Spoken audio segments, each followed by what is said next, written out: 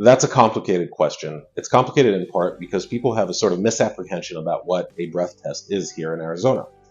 Our officers tend to use two kinds of tests. The first is called a preliminary breath test, or PBT, and the second is a more sophisticated test called the intoxilyzer.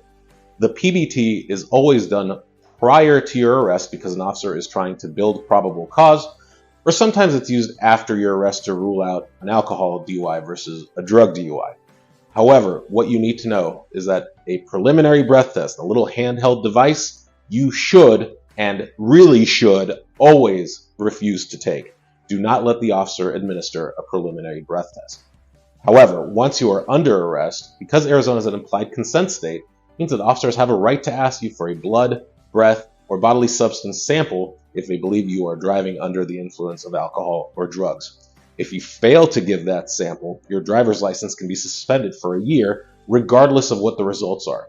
The most important piece of advice that you can be given regarding whether or not you should take it is ask to speak to an attorney and follow that attorney's advice after you speak with them. Officers are required to give you an opportunity to speak to an attorney.